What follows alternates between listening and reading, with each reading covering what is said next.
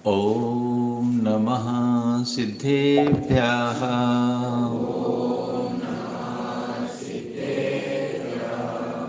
ॐ नमः सिद्धेभ्यः। लक्ष्मी निवास निलयं विलीन विलयं निधाय हृदि वीरम् आत्मानुशासनमहं वक्षे मोक्षाय भव्यानां।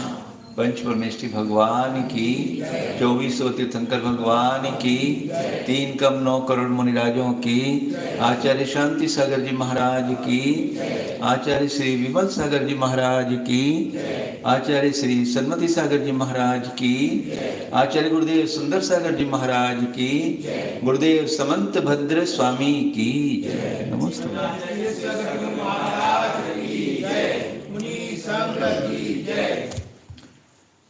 आत्मानुशासन ग्रंथ है आचार्य गुणभद्र देव स्वामी विरचित।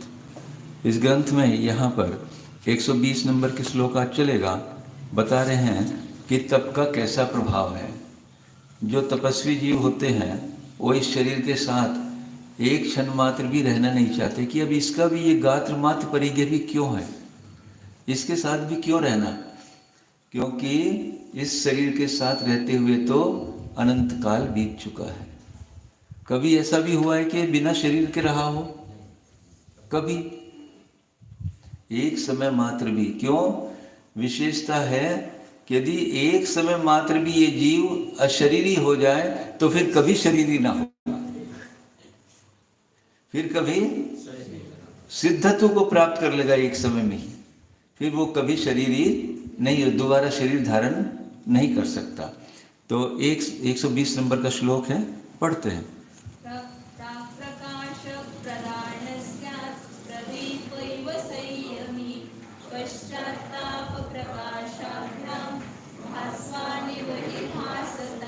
हाँ, इस श्लोक में संयमी को बताया कैसा है, संयमी की प्रारंभ की स्थिति कैसी होती है और बाद की कैसी स्थिति होती है। उदाहरण लिया प्रदीप का, दीपक का, कि दीपक जब जलाया जाता है प्रारंभिक अवस्था में तो वहाँ पर उसके प्रकाश की प्रधानता होती है, उसके उष्णता की प्रधानता नहीं होती। यद्यपि ताप तब भी होता है उसमें, जैसे प्रारंभ में जलाया तब भी उसमें ताप है, परंतु उस समय जो प्रधानता है उस समय प्रकाश की है। तो संयमी प्रदीप, संयमी कैसा होता है? प्राक माने पहले, जब संयमी शुरू में उसकी प्रधानता कैसी होती है?